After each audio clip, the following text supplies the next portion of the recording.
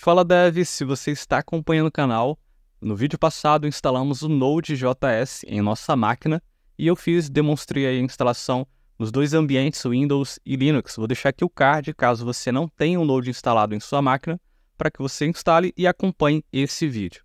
No vídeo de hoje vamos trabalhar aí com o React, pelo menos mostrar aí o que ele propõe, tá? Então, para quem não conhece, o React é uma biblioteca, nos ajuda a criar interfaces gráficas. Existe um outro projeto chamado React Native que é voltado também para aplicativos móveis. Mas vamos trabalhar aqui com aplicativos web, beleza? Bem, navegando aqui na página, você pode ver que ele até demonstra aqui do lado esquerdo algumas linhas de código e do lado direito a visualização, né, a parte gráfica ali do que vai ser exibido em tela. E passando aqui o mouse em algumas linhas, você pode perceber que alguns elementos são destacados, formando então o nosso componente principal, esse card aí, né, de vídeo, onde você pode dar um like, tem uma descrição, tem um título, mas o mais interessante é aqui embaixo.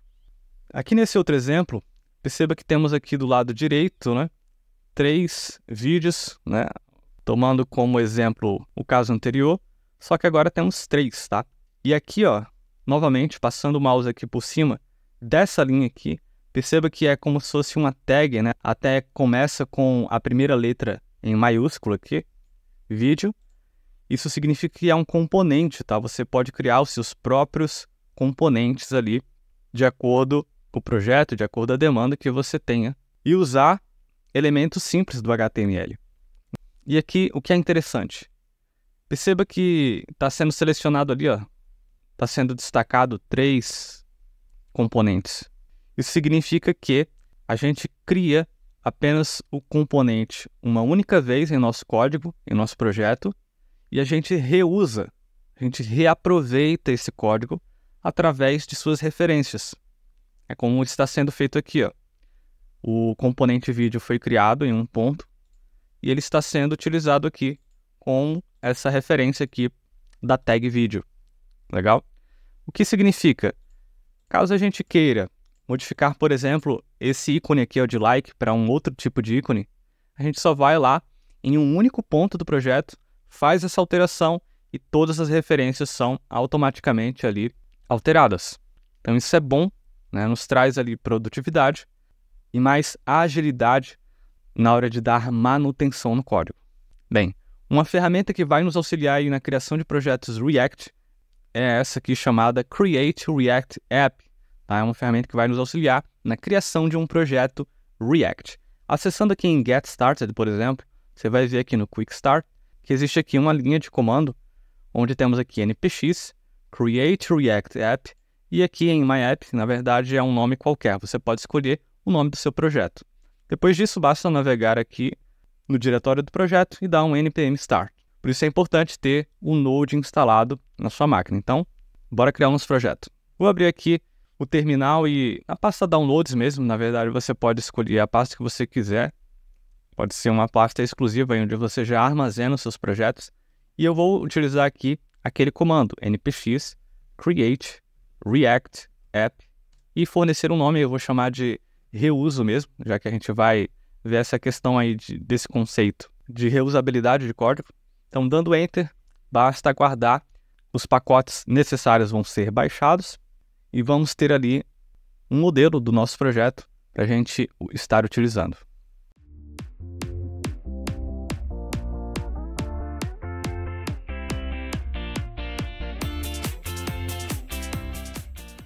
Beleza, nosso projeto foi gerado.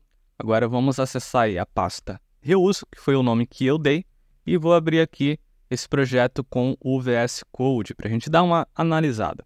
Então perceba que agora, né, as coisas estão ficando um pouco mais complexas, né? Mas não se preocupe.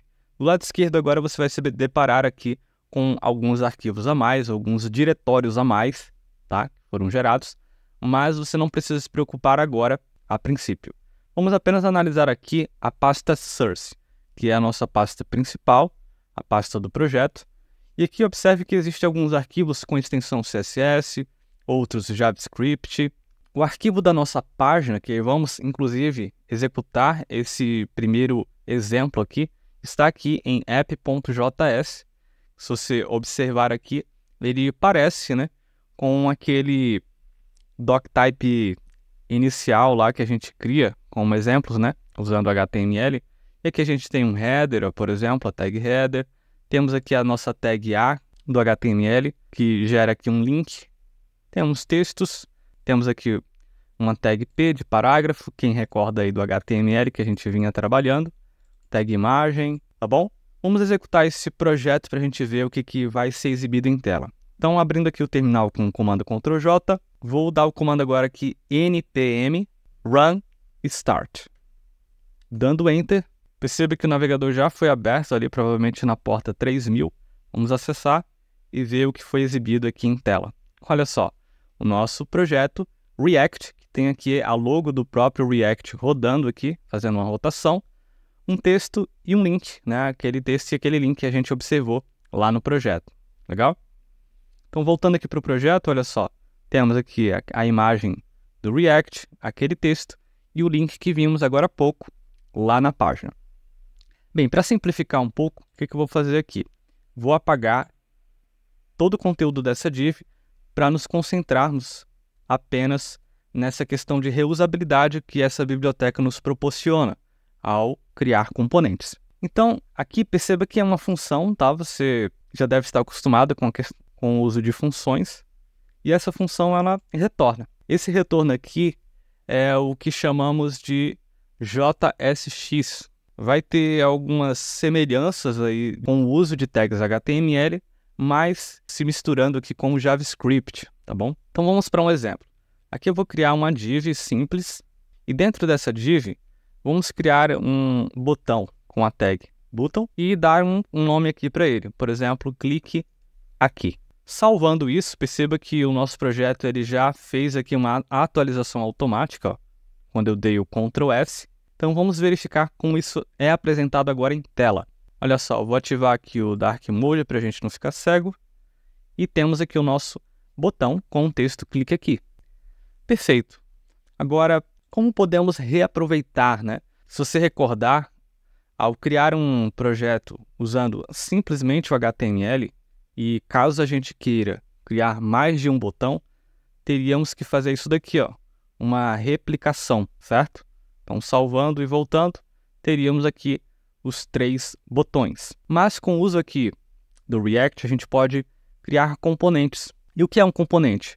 É uma simples função. Então, olha só, a gente pode criar aqui uma função, function, vou dar o nome de button mesmo, e aqui um return com aquilo que a gente chamou de JSX, né? Com o tempo isso vai ficar mais claro para você. O que a gente pode fazer aqui agora? A gente pode copiar essa tag HTML, button, com um texto, e aqui ao invés de usar diretamente o HTML, a gente vai utilizar o componente button, e fica semelhante ao HTML. É por isso que a gente chama de JSX, né?